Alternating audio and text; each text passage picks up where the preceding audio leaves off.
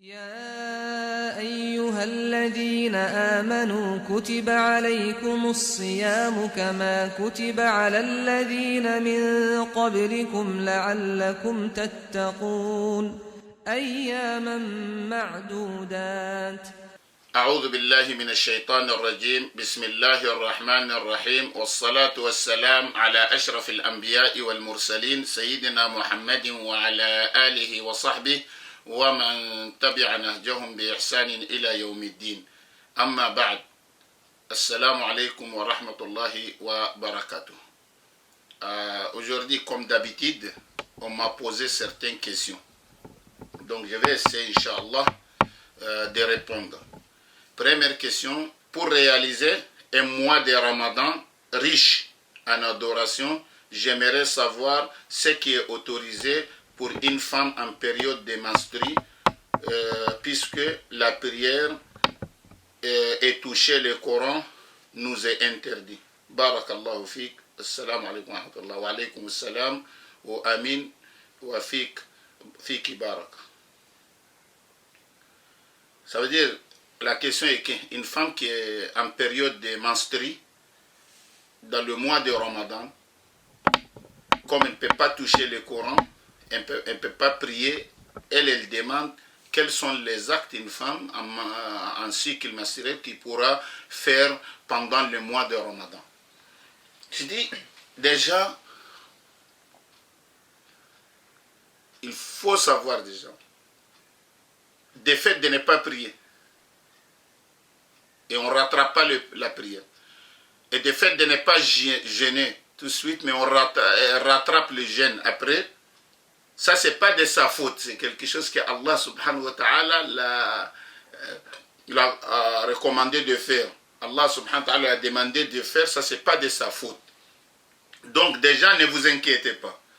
Tout ce que vous avez l'habitude à les faire avant le cycle menstruel, Allah subhanahu wa ta'ala vous donnera la récompense complète. Ça veut dire, si vous avez l'habitude de faire la prière de la nuit, donc pendant la période menstruelle, Allah subhanahu wa ta'ala vous donnera la récompense de ce que vous faisiez auparavant. De ce que vous faisiez auparavant. Donc il faut savoir, tout ce que vous faites, Allah subhanahu wa ta'ala vous donnera. Si vous avez l'habitude de jeûner lundi et de jeûner jeudi, Allah subhanahu wa ta'ala vous donnera aussi la récompense de ce que vous faites. Et donc quand la femme est dans un cycle menstruel, tout ce qu'elle ne pourra pas faire, mais elle avait l'habitude de le faire auparavant, Allah subhanahu wa ta'ala lui donnera la récompense. C'est comme on dirait qu'elle a fait, alhamdulillah. Ça c'est la grâce d'Allah subhanahu wa ta'ala. Donc qu'est-ce qu'elle peut faire, par exemple maintenant, dans le mois de Ramadan? Déjà, elle peut faire la lecture du Coran, mais pas toucher le Coran directement, c'est avec un gant. Elle peut porter un gant et prendre le Coran et réciter. Parce que pour une femme en menstru, la récitation du Coran, ce n'est pas haram, ce n'est pas interdit. Ce qui est interdit, c'est toucher le mushaf, le livre. Toucher les livres. Donc, si elle touche les livres avec un gant, elle pourra lire le Coran. Ou aussi, maintenant, la récitation du Coran à travers les téléphones portables, les iPads, l'ordinateur. Donc, parce que ça, c'est pas mushaf. On ne considère pas ça comme un livre. Le téléphone n'est pas un livre. Même s'il contient des versets coraniques, on ne les considère pas comme un livre. Donc, dans ce cadre-là, elle peut, à travers son téléphone, iPad ou à travers l'ordinateur, la femme peut regarder le verset coranique et récite aussi. Donc, ce n'est pas haram. Donc, elle peut réciter le Coran comme ça. Et elle peut aussi multiplier les vocations d'Allah subhanahu wa ta'ala, dhikrullah subhanahu wa ta'ala. Elle peut multiplier subhanallah, alhamdulillah, la hawla wa la quwwata illa billah, Allah, la ilaha illallah, Allahu akbar. Elle peut multiplier dhikrullah subhanahu wa ta'ala. Donc ça c'est deuxième chose qu'elle pourra faire. La troisième chose, elle pourra aussi multiplier les doigts. Elle doit invoquer Allah subhanahu wa ta'ala. Et quatrièmement, elle peut aussi faire beaucoup de bien. Elle peut faire des sadaqas, elle peut aider les gens, elle peut contacter les gens avec qui elle a les liens de parenté, le respect des liens de parenté et tout. Donc il y a beaucoup de choses à faire. Elle peut nourrir, à aider quelqu'un à couper le jeûne, et tout cela. Elle pourra le faire. Et aussi, elle pourra écouter aussi les durus diniya. Même étant en cuisine, elle peut mettre l'oise, irshad, la prêche et des choses, elle peut l'écouter, même étant dans la cuisine, et Allah subhanahu wa ta'ala lui payera, Inch'Allah. Donc, ندعو الله سبحانه وتعالى يوفقك يا أختي. وهذا c'est-à-dire que nous demandons à Allah nous implorons à Allah subhanahu wa ta'ala de vous aider, et parce que si vous posez des questions comme ça, parce que vous aimerez adorer Allah et vous aimerez travailler. Alhamdulillah, jazakallahu khair. Et maintenant, on va aller dans la deuxième question. Dans cette question, dans le verset 187 de la sourate Al-Baqarah, il est dit de jeûner jusqu'à la nuit. Si je comprends bien, mais pourquoi couper le jeûne au coucher du soleil, alors en été, par exemple, il me fait pas forcément nuit à l'heure du coucher du soleil. C'est l'aya. Moi je pense, la réponse, je pense que la sœur qui a posé la question, elle fait référence à ces versets coraniques. يقول الله سبحانه وتعالى ثم أتم الصيام إلى الليل. البقرة آية 187. Je pense qu'elle faisait référence à ces versets, dans le sens des traditions, et que puis accomplissait les jeûnes jusqu'à la nuit. Donc, ça dit qu'elle a compris, accomplissait les jeûnes jusqu'à la nuit, ça veut dire pourquoi on ne reste pas jusqu'à ce que la nuit entre, ou bien il devient obscur avant de couper les jeûnes, parce qu'il a dit jusqu'à la nuit. Et ça, c'est des propos de Shia. Certains Shia, ça c'est des propos de Shia. Certains Shia qui disaient puis accomplissaient les jeûnes jusqu'à la nuit. Ils ont dit qu'il faut rentrer dans une partie de la nuit. Donc ils ne coupent pas les jeûnes dès le coucher du soleil. Ils attendent que ça soit obscur. Donc ils rentrent dans une partie de la nuit avant de couper le jeûne. Et cette idée est une fausse idée. C'est une fausse idée. Pourquoi c'est une fausse idée? Parce que le mot jusqu'à ici, c'est la traduction littérale des mots ila en arabe. Thumma atimmu siyama ila al-layl. Le mot ila, c'est ça qui a été traduit par jusqu'à. Et ça, c'est la subtilité de la langue arabe.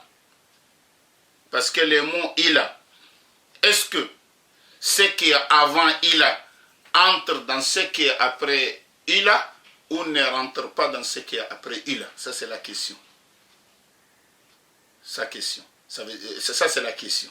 Est-ce que quand on dit ila al-layl, jusqu'à la nuit, en utilisant les termes arabes ila, parce que moi je parle des langues arabes ici, mais c'est pour vous expliquer seulement. Donc ila, ici utilisé et traduit par jusqu'à, ça montre, est-ce que après ila entre, ça veut dire accomplissez les jeûnes jusqu'à la nuit. On jeûne la journée et jusqu'à la nuit. Est-ce qu'on dépasse la journée, on rentre dans la nuit? Ça veut dire ce qui est après ila, après jusqu'à, entre dans ça, comme les Shia font. Ils restent jusqu'à une partie de la nuit avant de couper les jeûnes, parce qu'ils ont dit, Allah subhanahu wa ta'ala dit jusqu'à la nuit, ou à la limite de la nuit, dès qu'on arrive, on ne rentre pas dans la nuit. Dès que la nuit arrive, nous coupons, et voilà comme ça. Donc c'est la question qui se pose. C'est les linguistes arabes. Ce qui est après, il peut rentrer dans ce qui est avant il. Ou il y a certaines aussi situations, ce qui est avant il a ne rentre pas dans ce qui est après il a. Comment ça, par exemple? Il a dit, puis accomplissez les jeûnes jusqu'à la nuit. Donc, nous on sait qu'on jeûne la journée jusqu'à la nuit. Est-ce qu'avant il a, c'est la journée, après il a, c'est la nuit? C'est pas de même nature, sont différents. Ça veut dire la journée est différente de la nuit. Dans ces cas de l'utilisation de il a, qui veut dire jusqu'à, après il a, ne rentre pas dans ce qui est avant. Ça veut dire qu'on arrive à la limite des journées et avec la coucher du soleil dès au début, il faut faire vite pour couper. De ne pas rester jusqu'à la nuit. Pourquoi? Parce que ce qui est avant il a, c'est la journée ici. Avant il a, c'est la journée. C'est différent de ce qui est après il a, c'est la nuit. Parce que la nuit et la journée sont différents. Donc ici, il a, on ne dépasse pas. Donc c'est à la limite de la fin des journées, on coupe. C'est pour cela on précipite. Il y a des hadiths authentiques qui parlent de cela. On précipite à couper les jeûnes parce que ce qui est après il a ne rentre pas dans ce qui est avant il a. Ce qui est après jusqu'au ici ne rentre pas. Parce que ce n'est pas de même nature. Accomplissez les jeûnes. On accomplit les jeûnes la journée. Jusqu'à la nuit. Donc avant jusqu'à, c'est la journée, comme il y a les jeûnes. Et après, c'est la nuit. Donc, ce ne sont pas de même nature. Donc, jusqu'à aussi ne contient pas la nuit. Donc, dans ce cadre-là, la nuit n'est pas censée. Donc, dès le coucher du soleil, donc on coupe les jeûnes. Et maintenant, si ce qui est avant il a est conforme de ce qui est après il a, maintenant on peut dire ça le contient. Comme quoi, par exemple? Dans le wudu, Allah subhanahu wa ta'ala dit et vos mains jusqu'au coude. Ça veut dire lavez vos mains jusqu'au coude. Wa aydikum ila al-marafiq. Ila ici c'est utilisé. Donc ici, et vos mains jusqu'au coude. Ce qui est avant jusqu'à, c'est le main. Ce qui est après juste, c'est coude. Est-ce que c'est la même nature? Oui, c'est même main. Le coude rentre dans la main. Donc ce qui est avant il a et ce qui est après il a sont de même nature. Jusqu'au coude, le coude c'est la main. Et ici, lavez vos mains jusqu'au coude. Donc il y a le main avant et il y a le coude après. Et voilà de même nature. Donc dans ce cadre-là, quand on fait le wudu, on lave même les coudes. Pourquoi? Parce que c'est entré là-dedans, parce que c'est même nature. Mais dans l'autre verset, puis accomplissez les jeûnes jusqu'à la nuit. Les jeûnes c'est la journée, après jusqu'à la nuit, ils ne sont pas de même nature, donc la nuit ne rentre pas dans les jeûnes. Donc c'est à cause de ça que dès le coucher du soleil, directement on jeûne. Parce qu'en arabe, il faut voir, c'est très subtil, il faut bien comprendre. Il y a le mot ila et il y a le mot hatta. Et je pense que le Cheikh Tahir ibn Ashur, rahimahullah, il a bien précisé que ila, c'est pour la précipitation. On arrive à la destination, mais on précipite comme ça. Et hatta, ça c'est pour dépasser. Ça veut dire pas précipiter, ça veut dire que dépasser. Donc il y a une différence entre l'utilisation de ila et hatta, mais en français on utilise, on traduit jusqu'à. C'est pour cela la traduction, ce n'est pas un Coran, parce qu'ici on perd même la subtilité de la langue arabe. Donc la nuit ne rentre pas là-dedans. Et le prophète Mohammed sallallahu alayhi wa sallam a dit, dans les hadiths de Omar ibn al-Khattab radiyallahu anhu, que le prophète Mohammed sallallahu alayhi wa sallam a dit إذا أقبل الليل من ها هنا وأدبر النهار من ها هنا وغربت الشمس فقد أفطر الصائم. Hadith رواه البخاري ومسلم. Le prophète sallallahu alayhi wa sallam a dit lorsque la nuit arrive, que le jour s'en va et que le soleil se couche, les jeûneurs ne plient en jeûne. Donc c'est le début. Donc voilà, soit la langue arabe et les hadiths qui conforment que vraiment c'est le début de la nuit. Il faut forcément rentrer dans l'obscurité pour dire puis accomplissez les jeûnes jusqu'à la nuit.